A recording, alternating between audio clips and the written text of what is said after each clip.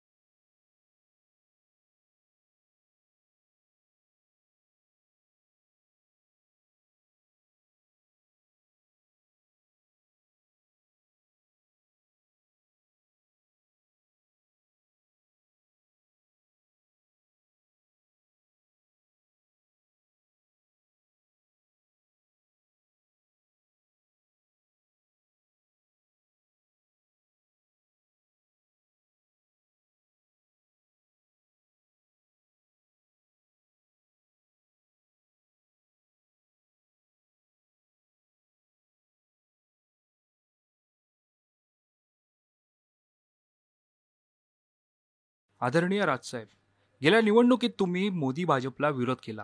या निवडणुकीत तुम्ही मोदी भाजपला पाठिंबा जाहीर केला. तुम्ही काही निर्णय घेतला तरी आम्ही तुमच्या सोबतच असतो आणि यापुढेही असणार. पण साहेब, एक गोष्ट मात्र सहन होत नाहीये. आमच्या इथे ईशान्य मुंबईत, विशेषतः मुलुंड घाटकोपर भागात गुजरात्यांची दादागिरी खूप वाढली आहे. म्हणूनच हे पत्र.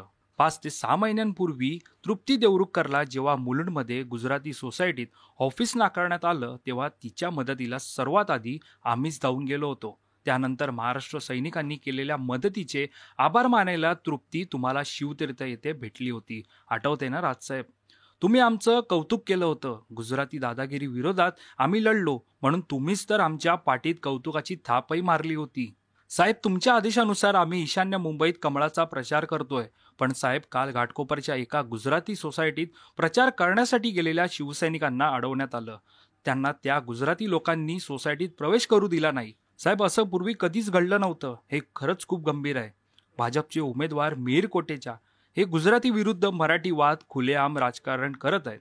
अशा स्थितीत आम्ही महाराष्ट्र सैनिकांनी कोटेच्या सोबत कसा प्रचार करायचा? त्याला मराठी मतं मिळवून देण्यासाठी आम्ही का राबायचं? साहेब, खरं सांगतो, भाजपला तुम्ही बिनशर्त पाठिंबा दिलाय, पण त्याच पक्षाचं विष मराठी माणसाच्या ताटात उतरतंय राजसाहेब. साहेब, आमची विनंती आहे तुम्हाला, बाळासाहेबांच्या मराठी धर्माला जागा साहेब. आम्हाला ही महाराष्ट्र धर्म जपू द्या. मराठी माणूस आणि महाराष्ट्राला अपमानित करणाऱ्या शक्तीला उत्तर द्या राजसाहेब. तुमचा नम्र महाराष्ट्र सैनिक, घाटकोपर. जय महाराष्ट्र.